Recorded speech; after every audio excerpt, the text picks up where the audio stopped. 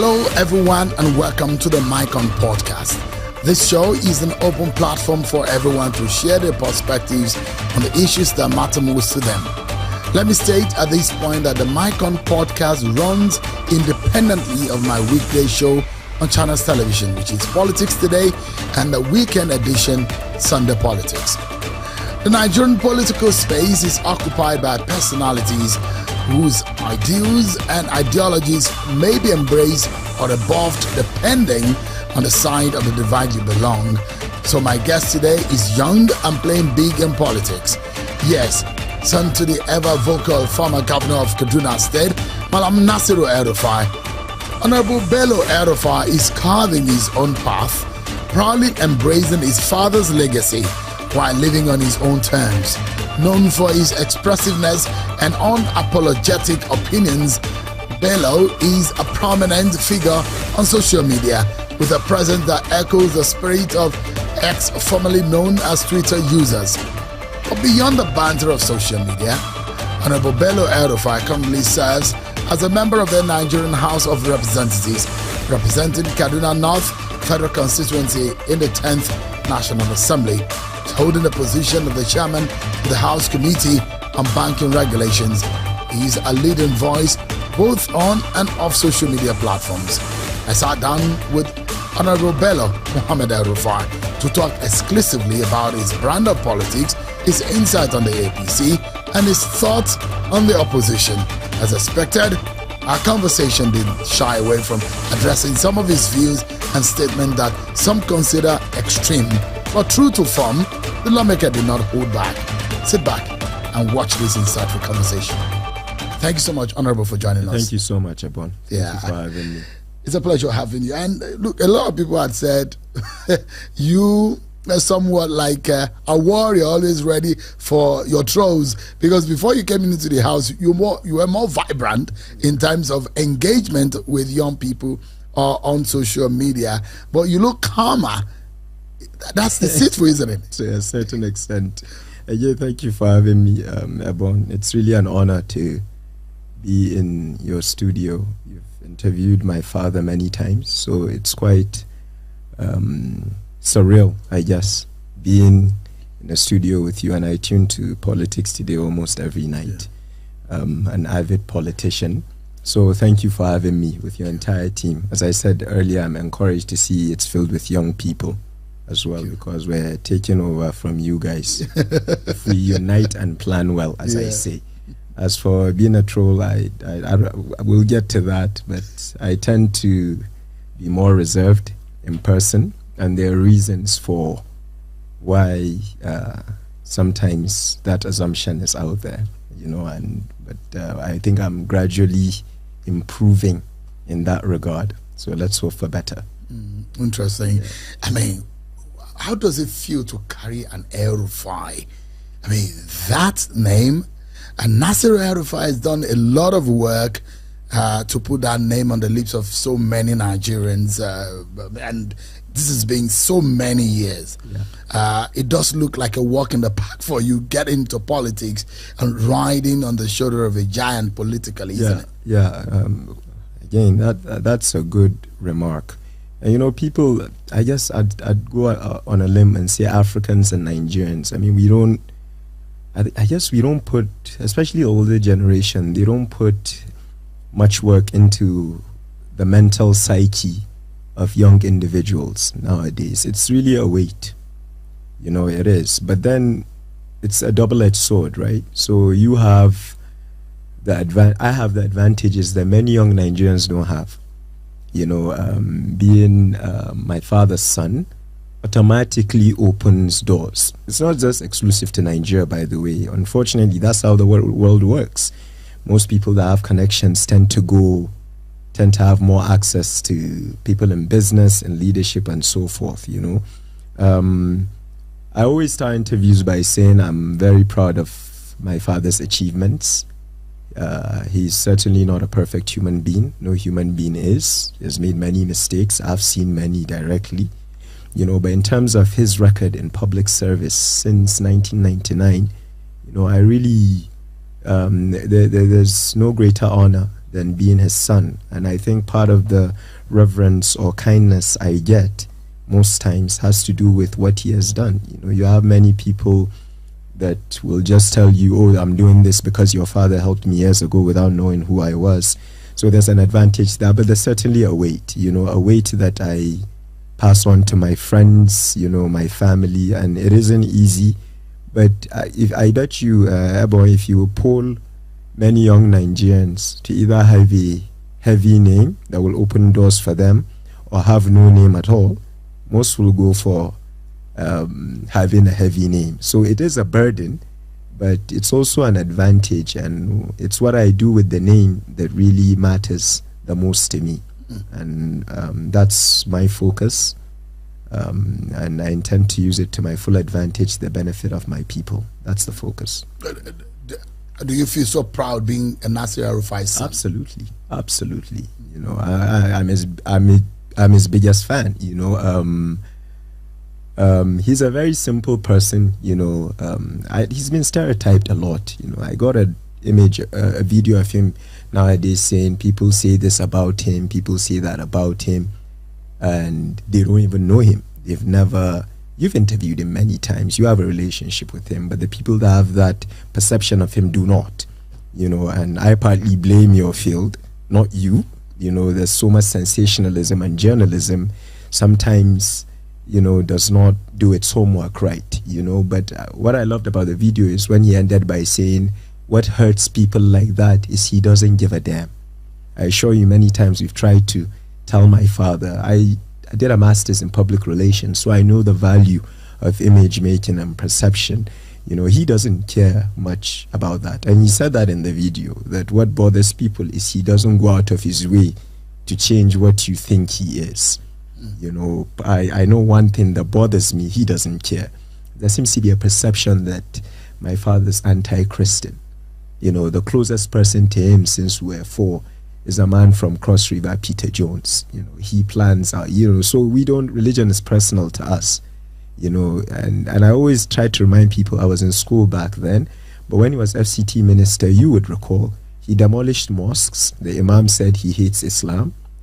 He demolished churches. The Christians say he hates Christians. So maybe it's the wrong imams and the wrong pastors that have an issue, not him. But I'm very proud to be his son. Highly flawed in many areas. You know, sometimes he doesn't understand or he can't fathom compromises. You know, if it's that way, it's that way, you know. And sometimes there's a need to bend. You know, but pound for pound, in terms of administrators we've had, you know, the likes of His Royal Highness Mohammed Sanusi II, the late Dora Akunli, Aunty Ngozi Okonjo-Iweala, Ribadu in EFCC, the president of African Development Bank, Adeshina, Nasir El-Rufai, EFCC Ribadu, Charles Soludo. When you see leaders like that in a country that lack leaders that actually take difficult decisions, how wouldn't you side with them? Those are the people I look up to, leaders that leave an impact, a lasting legacy, and, you know, fortunately they're across all the geopolitical zones and different spheres. You know, there's, what's his name, Professor, I think, Oyedele in JAM now. You know, there are people that actually, you know, leave an impact. The current Minister of Interior that was on your, you could see when he came to politics today, he had a record. You know, you were questioning him about. So leaders like that are who we should look up to. They have their errors, they'll make mistakes, you know, but I like to, you know, look up to them. So the Nasir El-Rufai that is your father, and the Nasir El-Rufai that is there, that those who think that he's a religious bigot, you know, I mean, it doesn't. That's not who he is. No, that's not true. You know, But is he a fanatic though? No, absolutely not. You know, so for example, I went to Islamic school. I had to finish the Holy Quran. You know, but you know, you're not gonna find a mosque in our house. You know, it really isn't that. You know, religion is personal, Ebon. It is personal. You know, people, okay, as governor, he tried to pass a law to regulate preaching. Of course, with the tension he has with Southern Kaduna, it was immediately aimed at, he's tackling pastors. But actually, he's told me in person, you know, you go to pray on Friday and you have those traders opening their cars and just making loud noise. Our religion didn't tell you to do that. Our religion did not tell you to block roads when people are praying. So, Nigerians run to religion when they don't want to adhere to the law.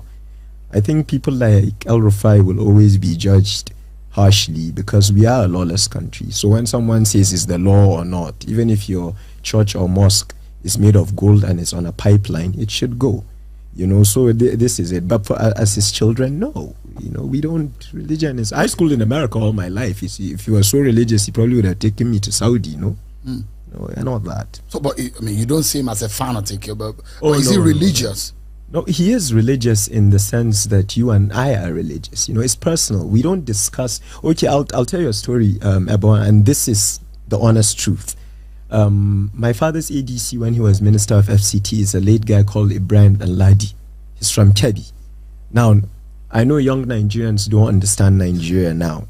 I'm not being arrogant. I do because, as I said, I study politics. I'm obsessed with Nigeria's history from the First Republic. But in Kebbi State, southern Kebbi, there's a Christian population there. So his ADC Ibrahim Al-Ladi was from Kebbi, Zuru, to be specific. And he worked with him throughout FCT.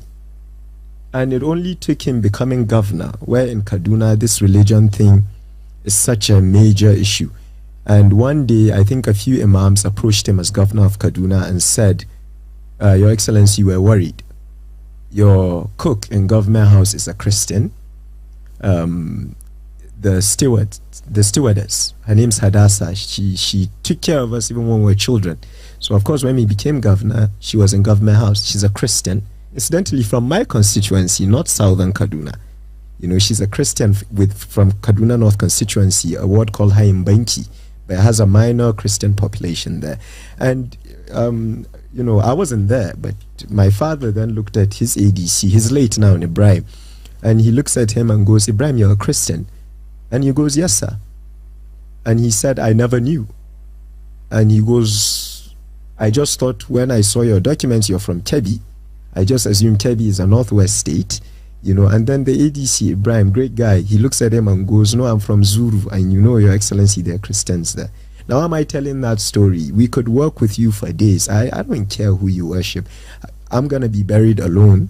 You're going to be buried alone. So why should I care who you worship? And by the way, it's the same thing in Islam. The Prophet ﷺ, when he moved to Medina, lived with Jews, Christians, and the people of the book.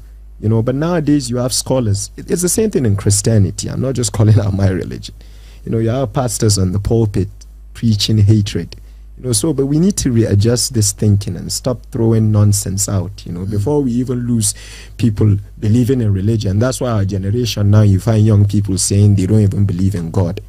I believe in God, but I believe my actions with God, my 5 daily prayers are mine. I will account to him. And I do the same thing with my constituency. It's Ramadan now. Every day I get a message, I'm getting married. I need money. I'm clear with them. I'll say no. Because that's not why you voted me. They always go and say, but in our religion, I'll be like, don't go there. So even the people we represent have realized that once they use religion, you should either promote an unsustainable policy or direction. No, but my father is not that. I'm not saying that for people to believe it. As he said, he doesn't care. And you see, Shaun, there's something about lies. They never last. Just before I went to college in America, I think my father was the most hated politician in Abuja. But it's so funny now, before Excellency Wike came, everybody will tell you nobody did anything in Abuja till El-Rufai. So Nigerians have this tendency, So what would you say it's a Nasir El-Rufai that we do not know? It's actually quite soft.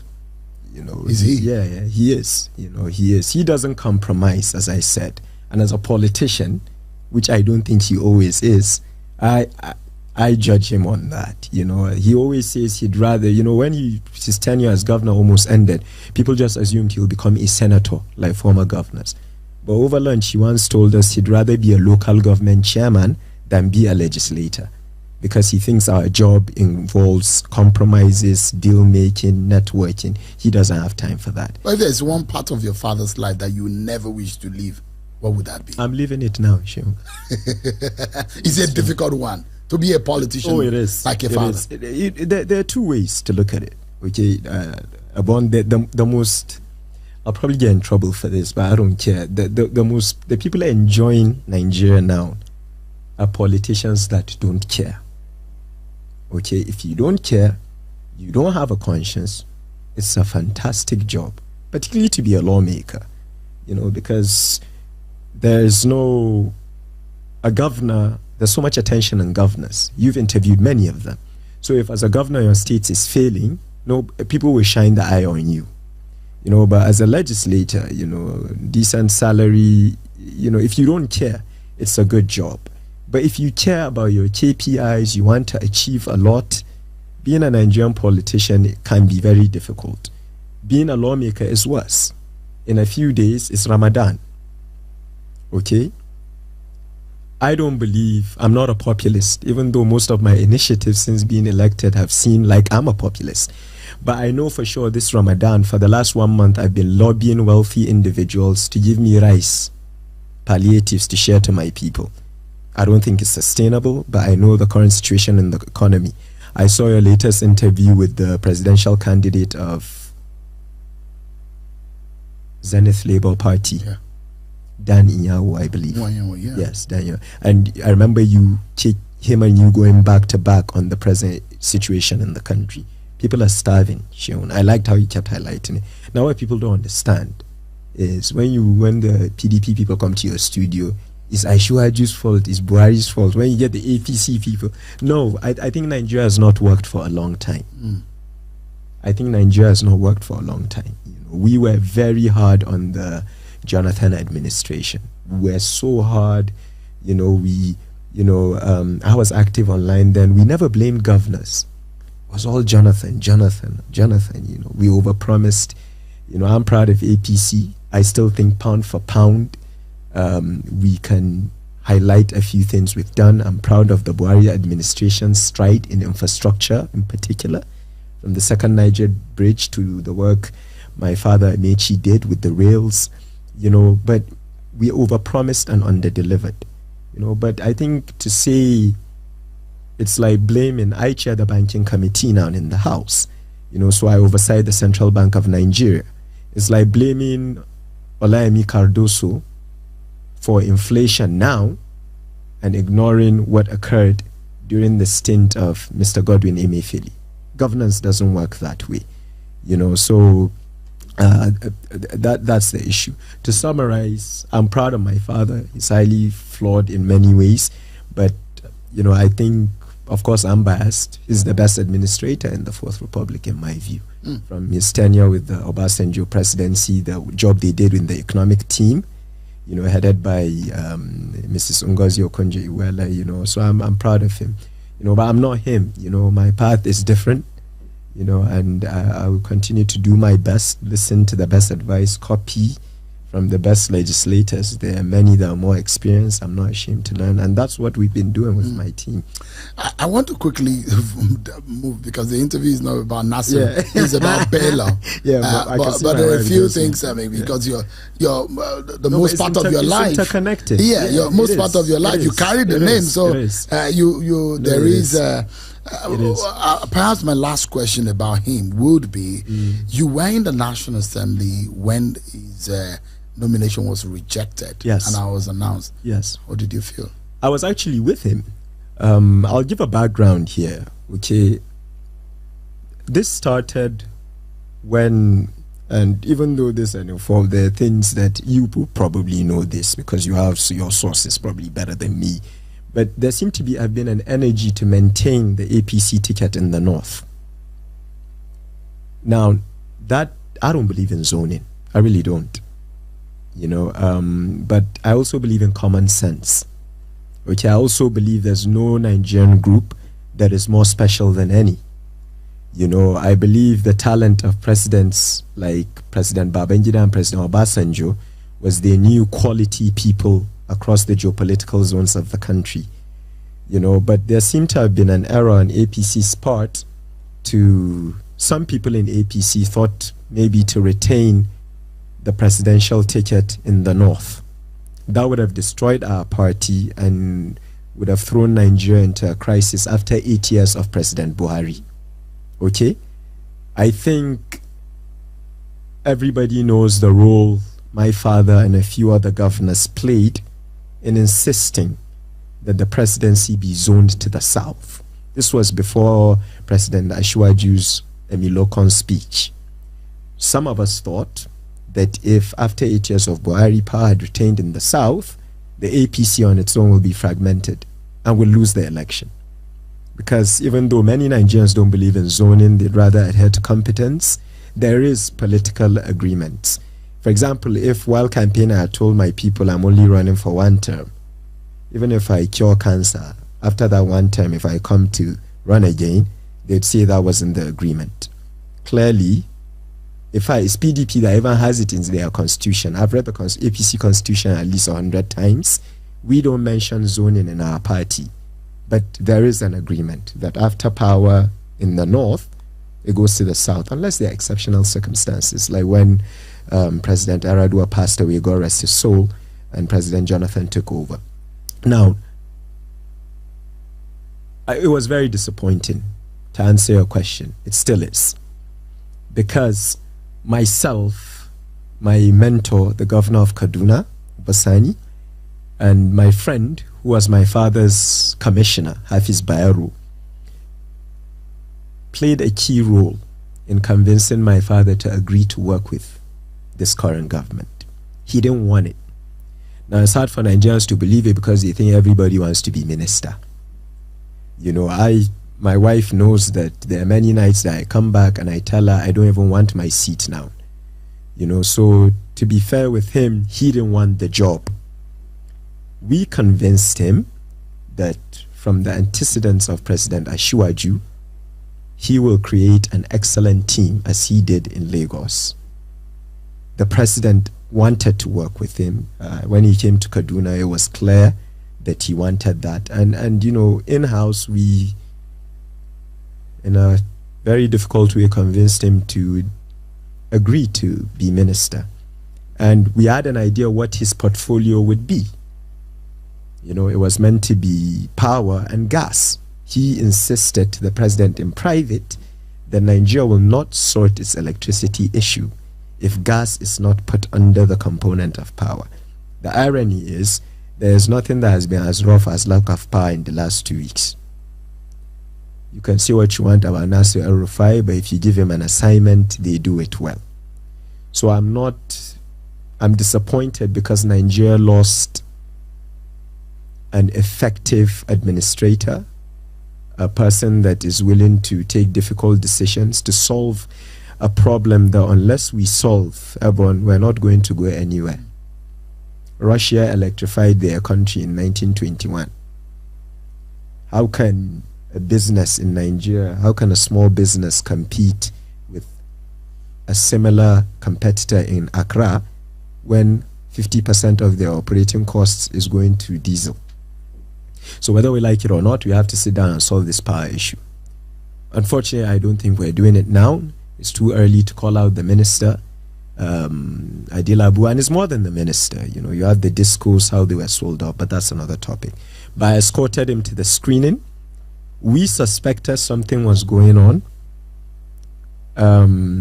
Immediately after we know what went on, we know it now, but I think he's sort of relieved because he kept saying if he accepts something from Asiwaju, they will look at him and say he kept insisting power should go to the south because he wants to be minister. He didn't. I take it hard because I know the role I played, not as his son. You know, I remember telling him that this time around I'm not speaking as your son, I'm speaking as a representative of your local government, that you should consider its duty, its public service. If you can help, help. You know, so it was a very tough period. It still is when you remember, but then it's politics. What went wrong? I will not say this here, even to you.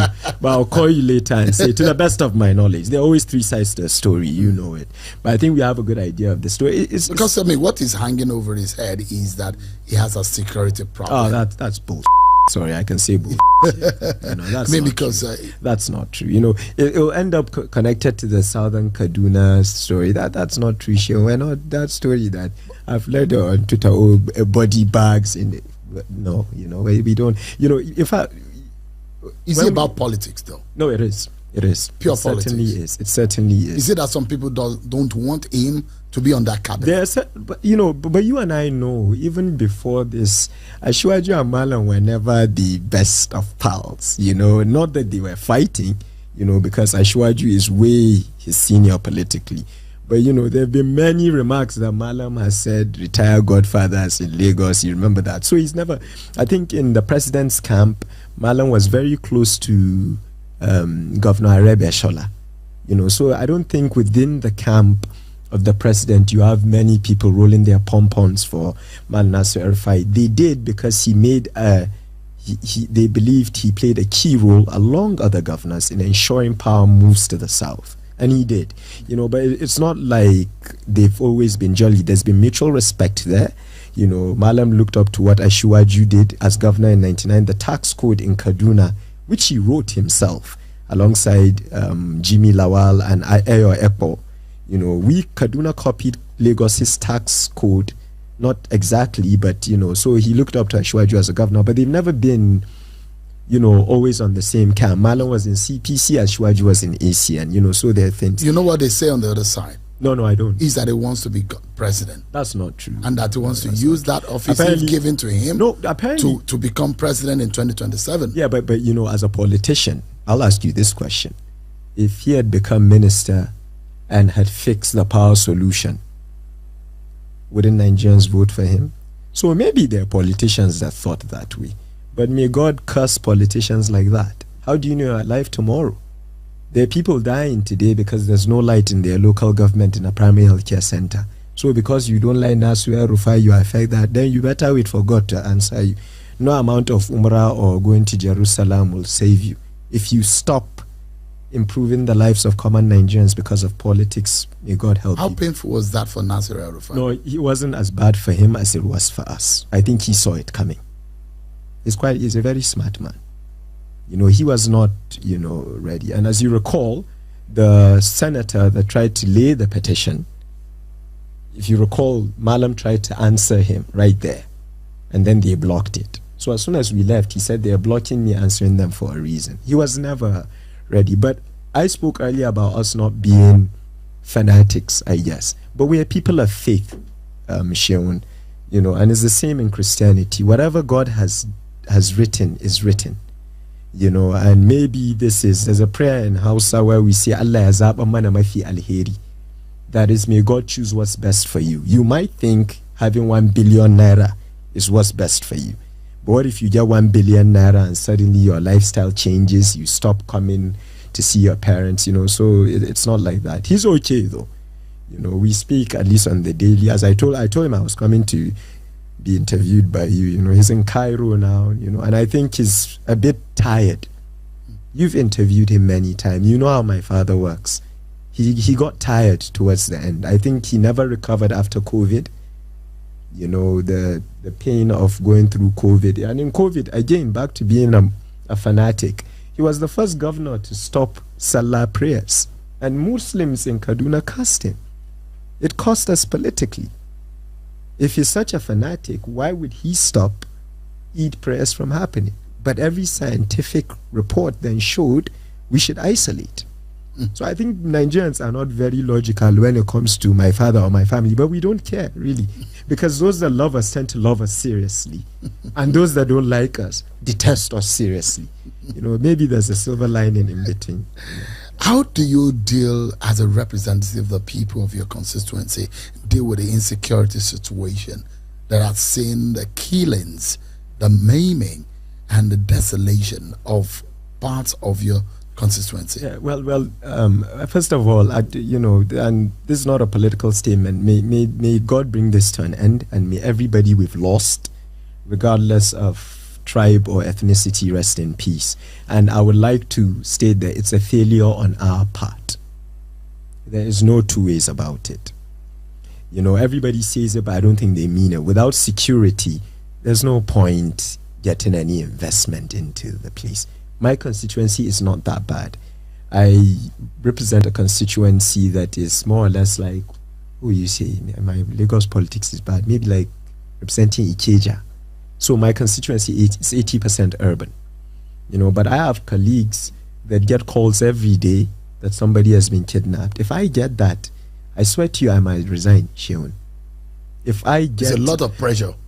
It's not even that. If you have a conscience, we campaigned, we saw these people. Can you imagine, you know, maybe an emir I went to see while campaigning calls me and says his son has been kidnapped? And in Kaduna, my father made it illegal to pay ransom. Do you understand? But I like that you asked this, Sheon. I'm a proponent of state police. You know, unless Liverpool is playing, I watch politics tonight every night, unless Liverpool is playing. You know, and I like how you love to walk alone.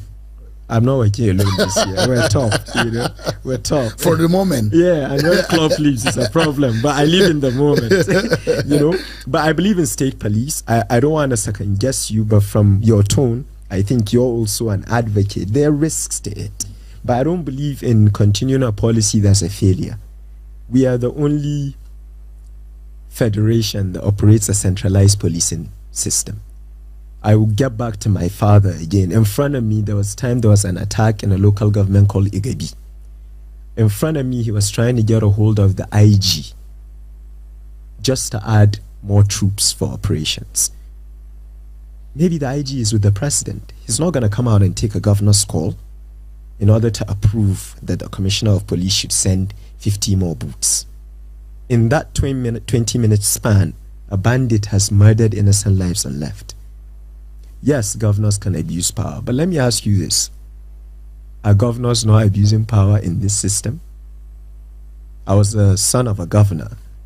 Whenever I needed police to either escort me, if I'm scared to move, if I make one phone call, I'll get it. Isn't that abuse? And what does it say about us as citizens? That we keep electing leaders that we think will use a progressive law to abuse. And laws are not perfect. They're meant to be amended and adjusted. Only the words of God are perfect. So, for example, when I was Chief of Staff to Senator Obasani, we had a bill on the floor. The Buhari administration, you know, devolved power by removing certain things from the exclusive list to the concurrent, like railways, prisons, power now. But they didn't accept police. You know, I expect that from I might be assuming this, but from my experience about presidents I've studied, military presidents like Buhari and Obasanjo tend to prefer a centralized police. It's the military mind, but it can't work anymore. When Nigeria was safest was when we had the native authority, we had, you know, emirs at the local level. Sure, I'll go as far as telling you, I don't believe a Hausa man should be policing in Abia. Why? To ensure we're united. When you go online, is Nigeria more united now than when you were doing your NYSC back then, before maybe I was born? So why do we always do these things that are plastic, that don't help the common man? In the north, where this thing is most prevalent, shown, our girls can't go to schools because anybody with a pistol can go in and take them. You know, so state police is the way to go. You hold governors accountable. The state police officers that they will employ will not be in charge of elections. So the fear that state police will snatch ballot boxes, no, the law will be clear. When it's time for elections, federal police will liaise with INEC and do the job. And federal police will have jurisdiction in any state. Why do you think Kaduna is under the spotlight and under the bombardment of these bandits? But it's not anymore. No, but it's more. It looks so more. There was a time that Katsina had more bombardment. No, but okay. it moved, and suddenly all the forest of Kaduna was encircled. Yes. Okay, I was going to make a joke. Have you noticed now in the media, nobody is blaming Kaduna and insecurity anymore? I was with my boss before he traveled with the president, and I said, distinguished, I still forget, I call him senator sometimes. I said, Your Excellency, you're lucky you're not El-Rufai. I was like, why? I go, well, now when there's a killing in Kaduna, they blame Ashwaju. But when my father was governor, if there's a killing in Kaduna, it's El-Rufai, or El-Rufai killing them. But if there's a killing in Katsina, it's Buhari. I'm highlighting this so people understand the delicate hypocrisy that's keeping governance and forward-thinking politics in Nigeria. The elites never talk about it. Some, when they come to your show, because you know how to get it out of them, say it. I am telling you this. When my father was governor, he also was governor. He didn't control police. But whenever there's a killing, it's El-Rufai that's doing it. But if there's a killing in Katsina, it's Buhari. Since my boss became governor of Kaduna, I don't see many headlines about killings in Kaduna, even if they're occurring. I'm highlighting that to tell you, the target was El-Rufai. The people even promoting, saying these killings have occurred. And it's bad, but sometimes be it fake news. Do it not because they want it to end. I've lost 2 siblings. I don't joke with death. I never politicize death. During the campaign, when an important politician will die, and my campaign team will advise me to go to the house, I hated it. I only went twice and I told them to stop. Because now if people die, should I leave Abuja and go every time? But I think, Shaun, it's not just the Northwest. I think Kaduna has huge forests. I think Niger has been worse right now. Niger has been worse, but I trust Governor Bago to do his best because he's a very serious-minded governor. I'm sure you've seen what he's doing with agriculture, the tractors they've imported, but they need to coordinate. They need to coordinate. The quicker way for North states to coordinate to tackle insecurity is for state police. Shaun, right now they are handicapped. They are handicapped. It doesn't work. I schooled in America. There's the NYPD, there's the LAPD, then there's the FBI. They talk with each other, but you can't. Only God can sit in Zamfara and sees what happens in Lagos. What do you think for Kaduna's situation? Because insecurity in different parts have their origin, the etymology and the dynamics of insecurity. They have a DNA. I would love to ask you about that because I don't know. I still catch up with reports when I have to. I think Kaduna, like Plateau, for example, has the whole ethnic cocktail added to it. You mean the Southern Kaduna? Even the look. Because there are those who will say the Southern Kaduna scenario is a bit different from and I would, the bandits. I would agree with that. Because the people in Southern Kaduna will tell you that theirs is religious and ethnic. That is not entirely true because the issue going on in Southern Kaduna, and by no means, if I'm wrong, I apologize. From what I know, is a lot of Fulani herders going to farmers in Southern Kaduna. So it's that clash, who came first, who came second, and things like that. So it's all connected, Shaun. And I want to put it on the record, these bandits are not Muslims. Who are they? They love their cows, they don't pray, they're illiterate, they don't even have a knowledge of the Quran. So I mean, of course there are those that are, but it's also something that touches on me. And I think when you speak about what I'm trying to do in my constituency and why I might not run after 4 years, I know my father says it, but I might not. It's also a failure of parenting. The North has a problem. We don't like it when somebody says it. And it's not wise for somebody to say it unless they say it in a very diplomatic way, because of how tense Nigeria is. We are overpopulated. We are undereducated.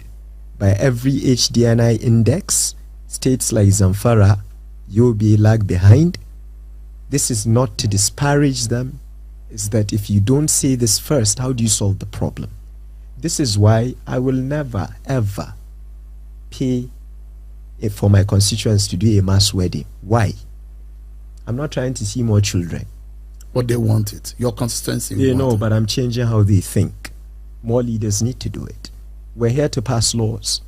We're here to empower people. But that will cost you politically. No, they seem to like me. I seem to be pulling 90%. I don't know how. I don't know if you got a 51,000 votes against your opponent who got 31,000. And they said I was an Abuja baby boy that can't do it. But once we decided to do, we're scientific, we're humble. We went around. So to be fair, you could go on my Instagram. I mean, I visited the 12 wards at least, each ward at least 10 times. I'd wake up at 8 a.m., and I wouldn't come back till 8 p.m. And my father, believe it or not, had nothing to do with this. He didn't help you at all? Not. He didn't raise your hand? No. Well, he gave me 5 million, which pained me because you could have done better. But Governor Obasani, on the other hand, a senator, told my father in Dubai that he is thinking of asking me to run for reps. It was in the Palm in Dubai. My father's against what he calls dynasties. He always used to judge. He said Clinton wouldn't become president because Americans hate dynasties. So after Bush, Clinton, Bush, they'll go for Obama, even if he's black. Nigerians, people don't like entitled, there's that notion. So he was against it. 1, 2, he felt I have a temper, I can't handle it. He only told me that after. But I remember there was a day we were very tight and he gave me 5 million, but he never campaigned for me. But he told me why later, and I understand. There are other children of governors and ministers in the House of Reps. But I'm going to sell myself and say I don't know if they know their people's problems as I do. If I knew that my father will endorse me and back me, I probably wouldn't have gone round, to the gutter, I've seen it now. Yes, I'm from privilege, but no stakeholder can call me from my ward and say, oh no, this is what we need to do today. Even if he's lying, I have 2 other people I will call to verify that. That's why every initiative we've rolled out, and I govern by ad hocs, and I pick people in PDP, in NNPP, I don't care. If you have good credibility and I'm about to empower, be it health insurance, I'll put you in the ad hoc. Until 2 a.m., I'm monitoring them. So we found a way to trickle it down. Isn't it strange that you say you don't want to run again? For now, yeah. But politicians have said they won't run for a second time, but we find them do it 3rd, 4th time. Yeah, and then so Mandela, God rest his soul, said only a fool refuses to change his position when confronted with new information. So you could change? Absolutely. A human being changes his mind all the time. Yeah. The way I feel right now, I won't run, and here's why. I don't know if I can sustain it. Okay, so one of the first things the Ashwaju administration said they will sustain is the conditional cash transfer. I've done it in 12 of my words. In 12 of my words, I've rolled out conditional cash transfer. But the federal government stopped it due to the alleged crisis with Minister Betta Edu. If I'm doing it and the federal government that has more resources is not doing it, I might not be able to sustain it. So I think if the mood in the country changes, and right now it is bad. I'm not the typical APC person to come out and say, oh, things are jolly. They are not. I think they will get better. I think Ashwaju is probably the most experienced politician we've had as president. We've had many accidental presidents, but he kind of prepared for this. In a similar way that President Babangida prepared to be head of state through the scheming in the military. Ashwaju prepared for this. We have a blueprint to say this is what he did. That is why some of us didn't follow the Governor Obi wave. You can do what you want to do. We're comparing Anambra to Lagos. We can see that in Lagos it's not perfect. So you think that Tinubu is better than the Peter Obi? Well, without a doubt. Well, you should see my tweets. There's nothing to hide there. Absolutely. I mean, there are those who believe that he has better idea in the economy than those who are the followers of Peter Obi would disagree with you. I disagree. They think that he has his ideologies are better for Nigeria this is going to get me in trouble. And anyways, let me just ignore obedience because we have a hate relationship. I think I've flown next to Governor Peter Obi. He probably wouldn't remember. I was going to Wales when I did my A-levels. I was impressed by his simplicity.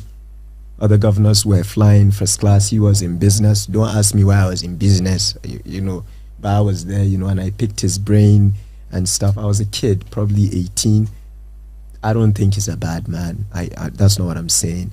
But again, you didn't answer my question. I think Lagos is more developed than Anambra. I judge governors. I don't think Governor Peter Obi is even in the category of Governor Fashola, my father. That is my view. I don't think so. I think Anambra did well in the educational sector, but Anambra has always done well in WAEC. And bear in mind, I don't believe in messiahs. We followed President Buhari thinking he could solve the problem. My issue with what is going on with Labour Party is they believe one person can solve this problem. It's not going to work that way, Sean. This is a collective effort. I spoke earlier that if my father had become Minister of Power, Nigerians will gain. I take that back. Am I sure? This is decay for 30 years. So we need to have these honest conversations about ourselves. I believe in Ashwaju. I believe there's a lot of work, and I believe we won't get a second chance, because for the first 8 years, there's certain areas the President Buhari administration were excellent in. I really believe that. People like to remember bad things and forget good things. I believe it's the Buhari administration that paid the fees of NITEL staff, Nigerian Airways staff. Look at the infrastructure work, the second Niger bridge, but there are many sides they aired as well, particularly internal security. They also stopped Boko Haram to a certain extent. So, you don't judge administrations holistically. You judge them in certain areas they touched. So. Are you Fulani? I'm Hausa Fulani, but if you ask me what that means, I don't even know. How do you feel when you hear Fulani headsmen killing people? No, we no longer kill. Now you guys are the ones in trouble. Yoruba. It's not us, You're the ones in trouble. We're taking a break. Yeah, but I get, As someone who has a Fulani blood running through your veins, when you hear Fulani, and that narrative was one of... No, it's horrible, Shehu, but I think if a Fulani man kills and we confirm he has killed, I think he should get life imprisonment or be killed. What hurts is if there's an incident, for example, and the first reaction out of there is, I'm using examples here, Daily Punch, Fulani headsman, Vanguard, Fulani headsman, this one, Fulani headsman, and then it comes out and you find out it wasn't them. That is what is bad, But the first thing, my first reaction when I hear somebody is dead is not what tribe did it. The first thing I do is pray for them. As I said, I lost 2 siblings in the midst of 4 years. I don't take death as, that's the line for me. There was an idiot cleric, lately a Muslim cleric, that came out and wished Her Excellency the First Lady, Senator Remi Tinubu, to die.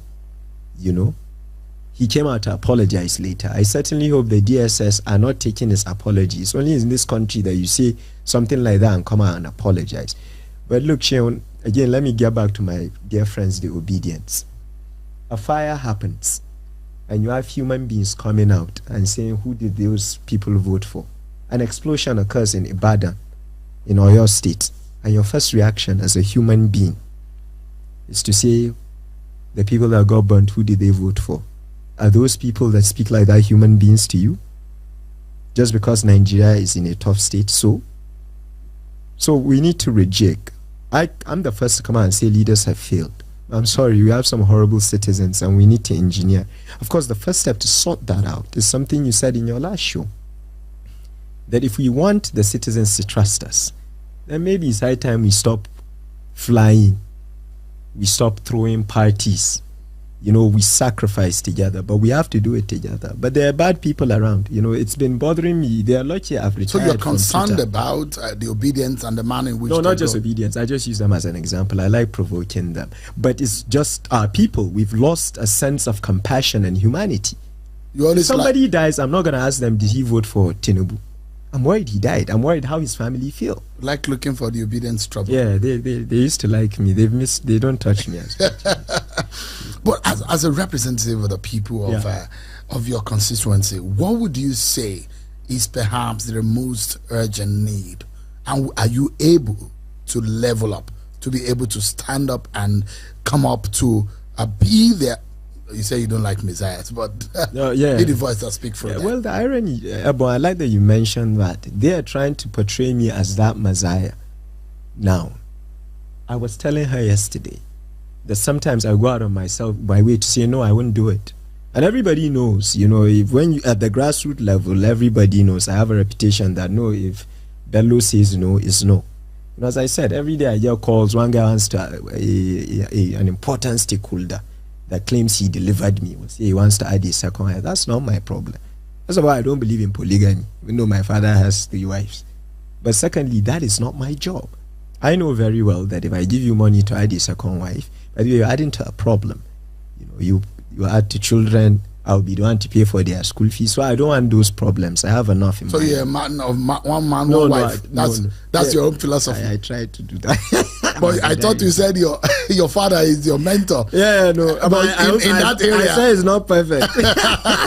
So in that area, maritally, you wouldn't follow his footsteps. No, I don't. I'm a bit. I don't want to say a white boy tendency, but I do. But that's not even the point. I know myself. I know what I can take. So I don't start things I can't take. Even fights. I don't, if I know I won't win a fight, I don't go in. But to my people, Sean, I ran on a few things. We rolled out our website before we got elected. We started. My people wanted scholarships. They wanted jobs, which is not my job. So I have to educate them on that. They wanted scholarships, they wanted jobs, and they wanted to go to hospitals and be able to pay basic fees, health fees. Fortunately, one of the things my father did with his deputy governor, Dr. Adiza, who was the first female elected deputy governor in Nigeria, was to revamp the 255 primary healthcare centers in Kaduna. So all I need to do is go to a ward and collect the data of, let's say, the people in Ikeja ward, and say that whenever they come, we also did a lot of work with NIN, and they proved that they are from the ward, they could get their malaria test and things. So I've tried to stick to the plan. But what's the primary job of a legislator? Oversight and law drafting. That's it. It's just over time that you or Nigerians through constituency projects to us. As I said, it's Ramadan now. Even on the way here, I was messaging to ensure I have 2 trailers of rice. I'm an El-Rufai. I don't believe in populism. I believe in market forces. I believe in cutting costs. But now I know the poverty. Okay? I'm not even doing it for votes. I know that there are people that need food. I know I can call people and ask for food.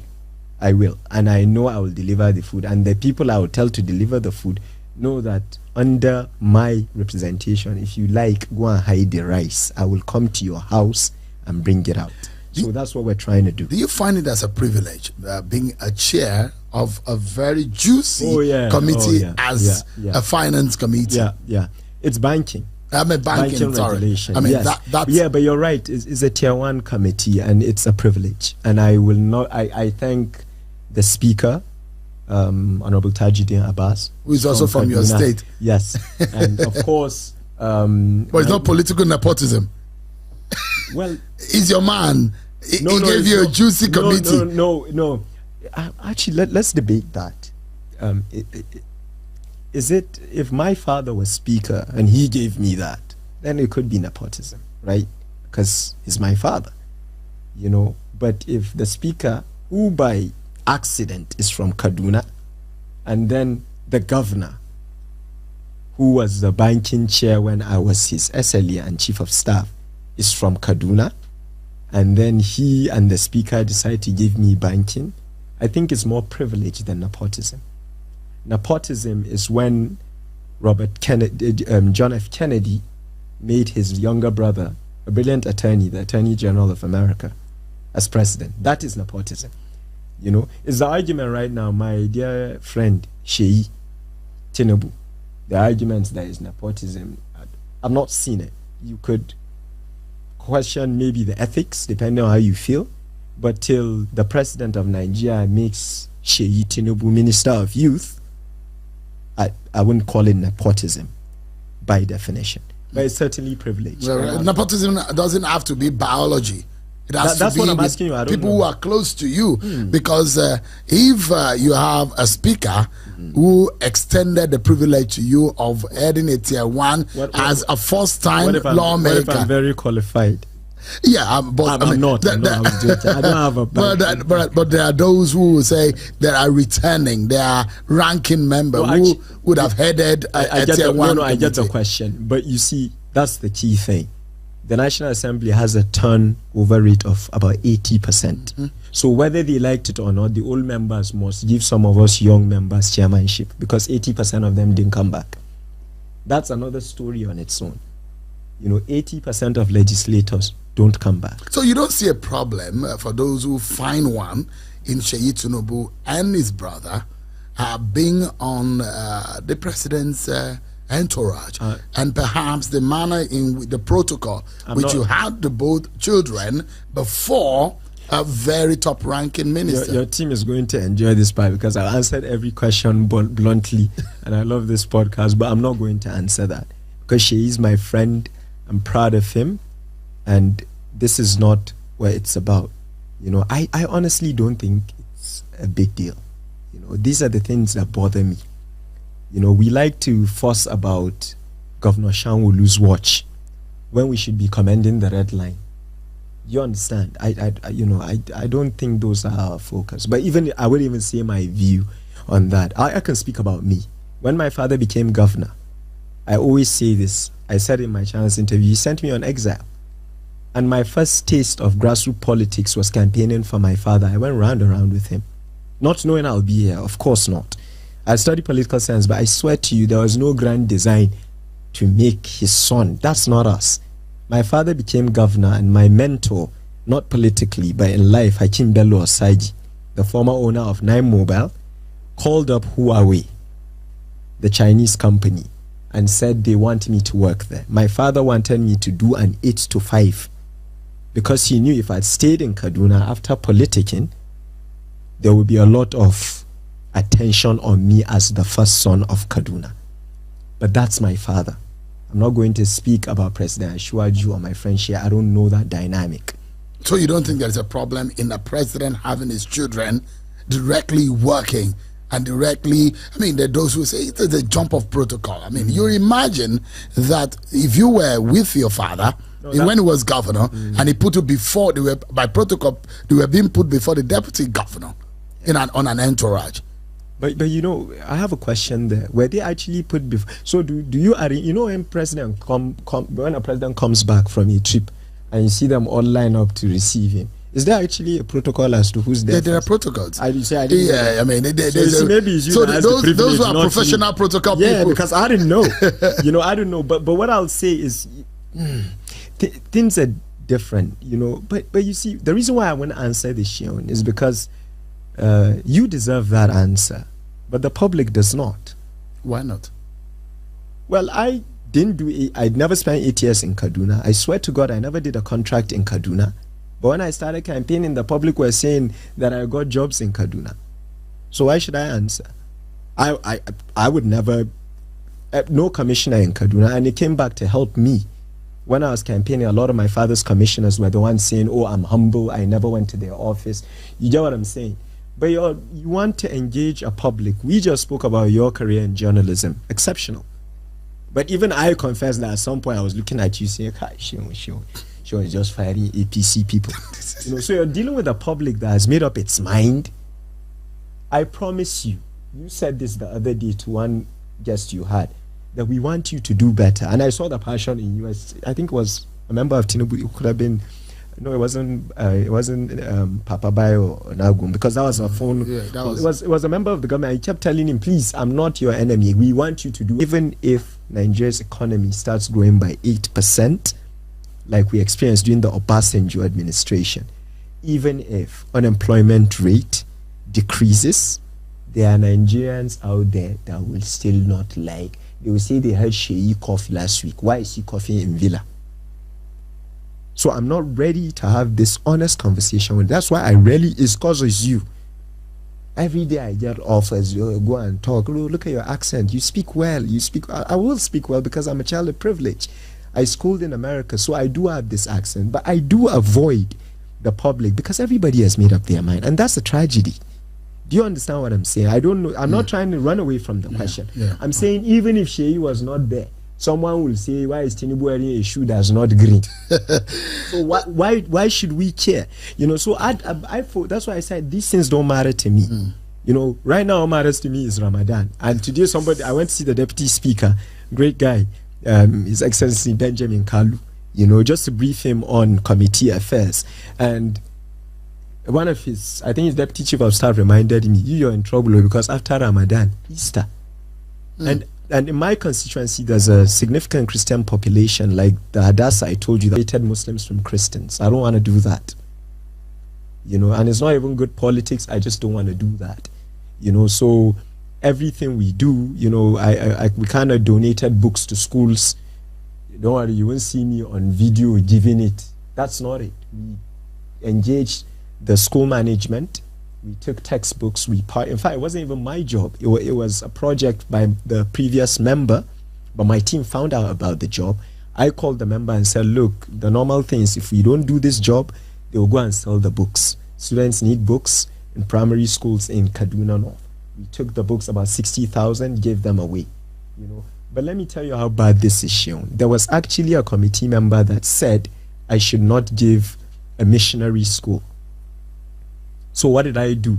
We took a week, and it's on my page, go see it. We took a week, and all the schools we gave books that week were missionary schools. I bet you I lost votes just doing that by some imams, but that does not matter.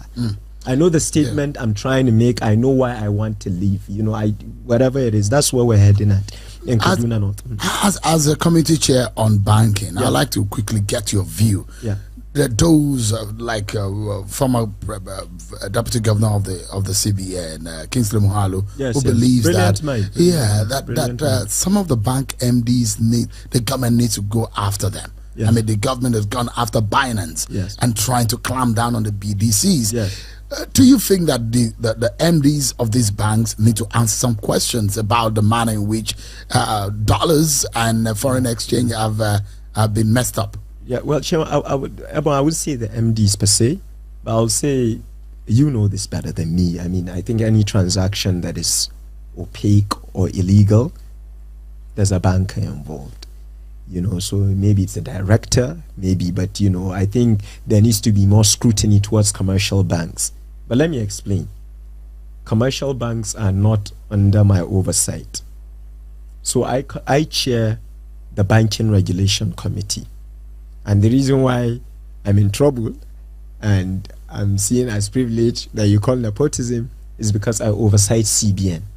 And that's the big thing. But in the House right now, we have a committee on banking institutions.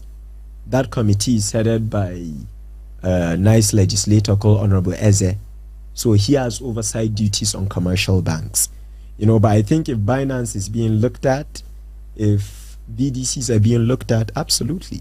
Are you worried about the kind of rot that have been found out in the CBN? Yes. Yes. Do you worry about a repeat of that kind of situation? No, if we do not find a structure to fix that loophole? No, because there was a gap, obviously. Yeah, absolutely. Again, you've done your homework, right? I don't want to sound like, you know, I'm too cool to be even on a informal podcast and pretend like I'm one big man that has information. But I've learned to not say some of the things I know. This is what I would like to highlight here. And this is not popular. I stand with what Yemi Cardoso and his team are doing. This is very important. And this is why I don't believe, I think he will end up leaving the CBN with a better institutional framework, a better corporate governance framework, and will be better for it. So, Sheon, this is important. What I have I don't have a financial background. You know, and by the way, let me call myself out.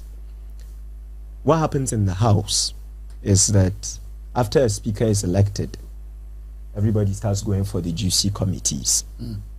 But what happens is your connection, of course, in the House, your relationship with the speaker, you know, sometimes your experience, you know, but what's meant to happen? I think we're seeing this with, you interviewed him too, the Minister of Works, Dave Umahi. He's an engineer.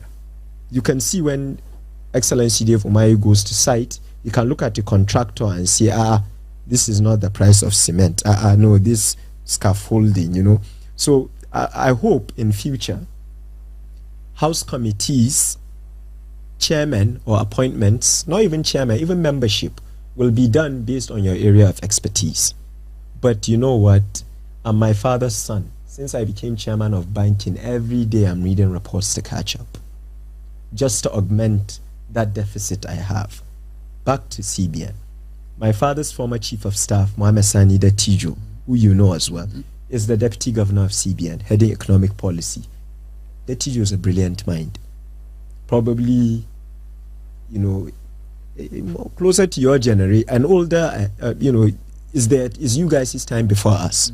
You know, he's way older than me. Brilliant economist, worked with a brilliant, amazing woman, Dr. Amina Mohammed, the deputy, she's her aunt, the deputy secretary of the UN. The teacher trained under before he was my father's chief of staff. He's the deputy governor of CBN on economic policy. There's Dr. Bello, who was ED next to him. He's the deputy governor of corporate. And Yemi Cardoso, you know more of him than I do. He's disciplined, and he's just trying to bring CBN back to what their mandate is about. Inflation, monetary policy. My boss was the chairman of the Senate Banking Committee when Emefiele was in charge. I'm not going to say much, but part of the issues we have now is because the CBN ended up doing interventions. That is not their area of expertise. That is not their area of expertise. So there's been a lot of mess. They are trying to clean the rot. You're right. There is a rot. But I'm sure you've seen how they've been clearing backlogs, you know, and things like that. And I am telling you, as chairman of the committee, I am under pressure to pressurize them. And I'm not scared of a fight or anybody. Look, I didn't win this election, by the way, hoping to be chairman. My team and I prepared for a scenario where if I'm chairman, great. If I'm vice chairman, all right. If I'm not chairman, good. We prepared for everything. You know, I just have a powerful boss as a governor of Kaduna, and he sees something in me. But it's also by that virtue that I wouldn't disappoint him. I wouldn't disappoint the speaker, but most importantly, I wouldn't disappoint Nigerians. If the CBN was going in the wrong direction, if I see them doing something that is illegal, I will use my oversight duties and ask them the right questions. I won't go to Twitter and yell it. You know, I wouldn't, you know, because you achieve more sometimes by, you know, that's it. I probably will take, we'll wrap up the conversation taking you to Twitter. That's where we'll probably end it. Yeah. And I'm very sure that your trolls, millions of them who are waiting for you on what you say as soon as a clip of the trailer of it is out. To put me in a lot of trouble. There was a spat you had with Obi Ezekwesili. Yes. That got you into trouble in 2020. Yes. Do you regret that scenario? Yes. And I think I wouldn't say you're older than me, if I insult any human being and I go home and I calm down, I regret that scenario. That part I do. I regret because I will get better with time, inshallah. Like, I know that, you know. People forget that I'm still, what am I, 36? Maybe. I'm 36. You know, I can still be a hothead. You know, maybe because I'm who I am and people think I don't have problems, I'm privileged. That's why I must be perfect now. That's their problem. I'm not. But I know I'll get better with time. Obi Ezekwesili, I used to call her Auntie Obi. I won't anymore. Why not? Because what she did was wrong. I simply regret the approach. But as a mother, she should have done better. And the history we have with her, with her mother, who was like a grandmother to us. Mama, Baba used to call me to check up on her mother, God rest her soul. You know, and the scenario I regret was, you know, by the way, I used to cause trouble because I took on Twitter for 3 days. But what led to that was somebody saw a picture of my father and His Royal Highness Sanusi. No, my father and Sanusi Lamido's daughter, His Royal Highness Sanusi Lamido. And Sanusi Lamido Sanusi, His Highness is a father to me, a mentor. You know, everybody knows how close he is with my father. And somebody called him a Hausa pedophile. That's his daughter next door. And I simply called the person that said that. His mother is an Ashawo, and so tell me which one is worse, a pedophile or a prostitute? But because I'm El-Rufai's son, they twisted it. They kept going at it. But I had already been waiting for that fight. So when Obi came, instead of her to pick a call and call me, she normally calls me if she needs to talk to my father. No, but because she wanted that validation. She wanted to seem like she's disciplining people online. Perhaps I should have done better. But I've also been waiting for her. Because I've seen many times where... Okay, I'll reveal this since we're opening up. When my father was governor, there was an incident with churches in Kaduna. And they were going at Kaduna state government online. And I called him and I said, but when we were kids, and we used to go to Obi's church. Her husband, gentleman, is a pastor. We used to go to her church. But she's right there on Twitter, seeing people saying, we have issues with Christians. And she calls my father brother. So I asked him, why isn't she even coming out to say this is not who we are?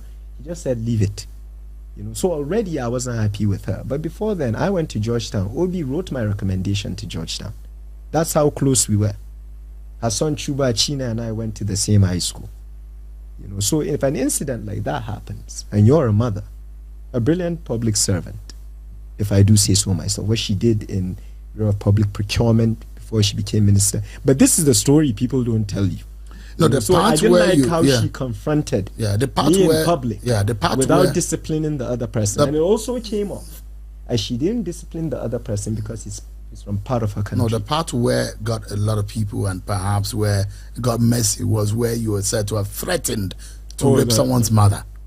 That's not what I meant. I shouldn't be explaining it because that I regret. But what I meant was, I can't believe I'm saying this as a member now. Maybe I shouldn't have been elected. What I meant was, I can ask his mother out. I can date her. It's like a level thing. He thinks it's bad. I can date his mother. And are you sure I can't? Have you seen my car? Maybe I can. But at that point, that wasn't the logic. You just call my father a pedophile. So how will you feel? Yes, how would you feel? So you were going to share the screenshots. If you call my father a pedophile, no matter how I drag you, it's Twitter. Don't come and start claiming court or anything. And as I said, which is worse, being a pedophile, which is a person that goes for children. So they believe that in a sword fight you came with a gun. No, I come with bazookas. But that was then. But I regret it because my mother got involved. She didn't see what happened, just like Obi.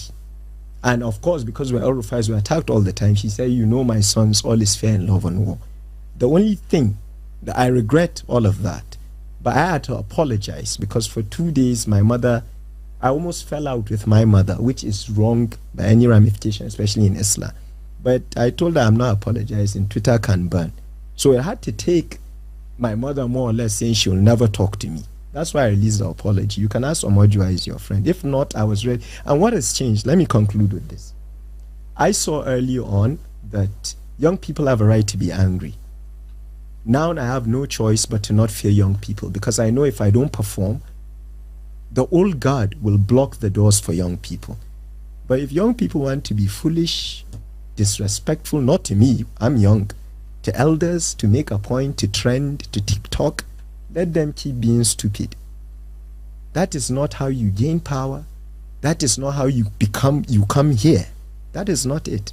And we've lost it. This is why I'm telling you, if there's a tragedy now in Nigeria, you find young people behind keyboards. If you see themselves, you laugh at them, But because you're online, there's a tragedy elsewhere in Wuse Market, and your first thought is, who did anyone vote for? Let me end it with that. We know who won the election. If they wanted to defeat APC, Atiku Kwankwaso and Obi should have stayed in one party. Their votes would have accumulated to 10. It's arithmetic. Even an illiterate has a vote.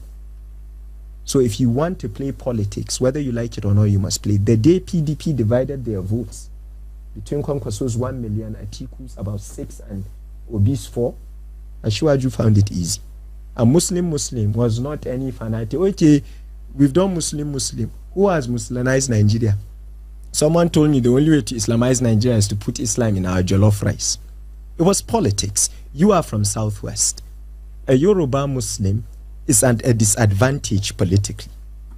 Because if it's a Yoruba Muslim, to get a Northern Christian, do you understand the dynamics? But people don't want to say this, and then they will say, if it was me, I'll do what is right is a lie. You've not been there. Stop that. Everybody wants to win an election first. Yeah. So sorry, sometimes I go at people, but I do it because I've had the privilege, Ebon, of learning from politicians elsewhere. I don't rate all of them. I don't. But I think we have the numbers. I think we have the votes. I think we need to unite. I'm going to use my position, not just, even as chairman, as banking, not just in my constituency, but to help as many young people as possible, that are willing to partner and do what is right, and I'm no longer that person on Twitter. I don't even have the time anymore, but occasionally, once in a while, if somebody falls in my radar and thinks they can drag disrespect, whether it's online or offline, they should bring it. You are ready to drag. Absolutely. I'm an El-Rufai. Thank you. Let's end on this note. What would you like to be remembered for as a politician? Since you said you do not want to run again, for now, what would you want to be remembered for? True legislative representation. For years, they look at lawmakers as what we are. Yes. I've seen the salary. But what I do in my salary is on ground. Okay, that's one. Two, not just me, by the way. I'll tell a lot of young parliamentarians about this podcast, if you don't mind, so you can hear their side. Mm-hmm. They're great. I'm not the youngest lawmaker. He's 27 years old. Ibrahim Bello, he's in PDP, brilliant young man. There's Honorable Mukhtar Shagaya. You should have him here. And none of us took those SUVs. Really? But the kind of insult where we chop. Why should I take an SUV, Sean? If I say this now, what's the comment underneath? Why wouldn't you take the SUV? It's an official vehicle. You just said I'm a son of privilege. I've had SUV since I was working in Huawei. So what about the money, the funds for? That's another question. If you get the funds, what did you roll out to do with it? But everybody came off as if maybe some people, a lot got cars. A lot got cars. But you see, I read all my tweets. I reply at least 500 messages a day till today, from my people, because some of my constituents think it's okay to call you at 1 a.m. One guy will call me next to her, ask her and say, how are you today? Really, I had to tell him, I'm next to my wife. Are you okay? So you have to tell people this, but people just think because you're elected, you shouldn't say the truth or you shouldn't educate the citizens about them. And like, if you take the SUV issue, they want young lawmakers 3 weeks in chamber to stand up and tell senior lawmakers, we don't want your SUV. How can you rise if you do that? Is it strategically wise? No, but on principle, you can refuse to take it.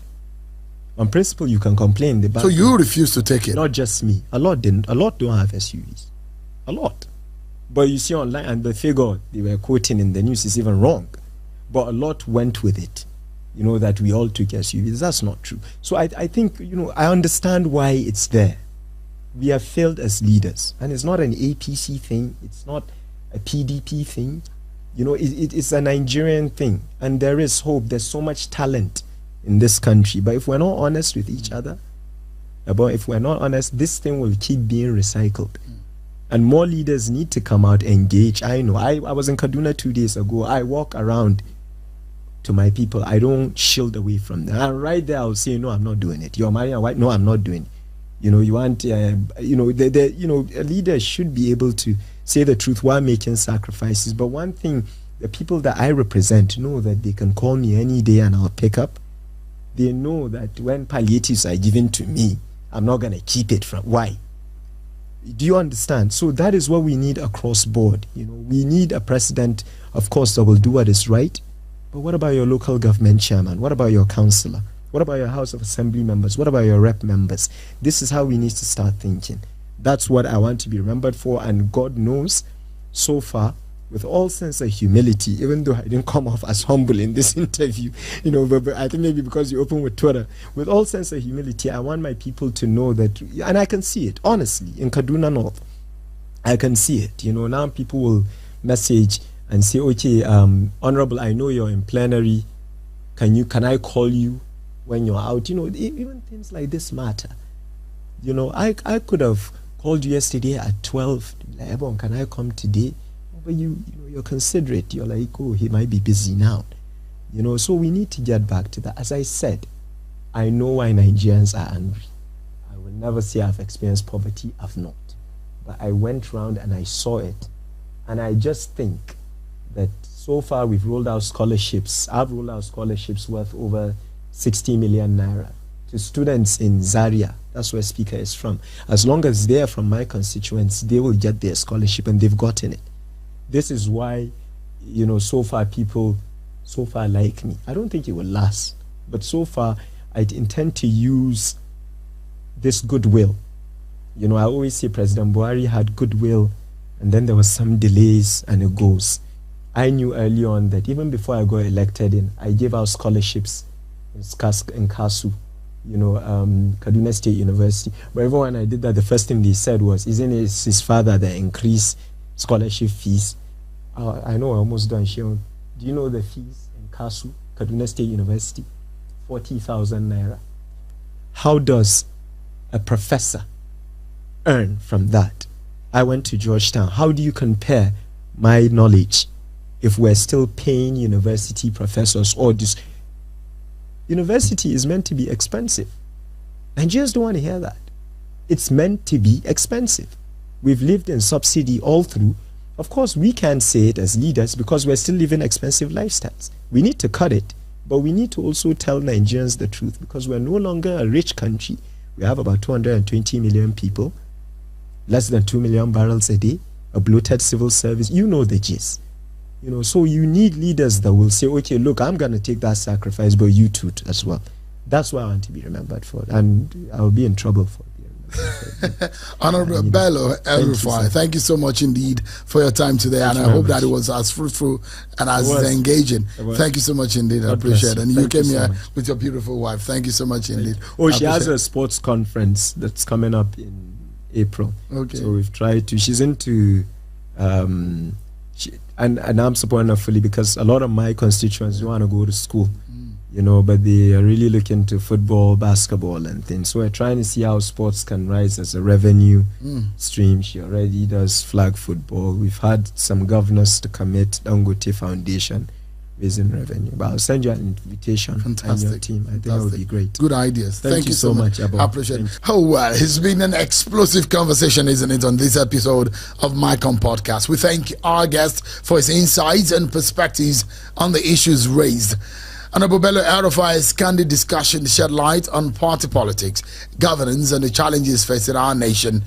As the ripples of the conversation spread both online and offline, let us remember to focus on the positives. Even amidst disagreement along party, ethnic, and other divides, it is through respectful discourse and mutual understanding that we can strive towards a more unified and prosperous future.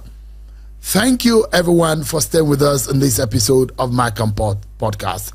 Don't forget to subscribe to our YouTube channel and also follow us on all social media platforms. In fact, you can get some of the signals when we have new content for you. Until next time, keep the conversation going. I'm Sean Wakimale, and goodbye for now. Thank you for joining us on this edition of MyCon Podcast with Seun Okimbaloi. MyCon Podcast for the independent mind.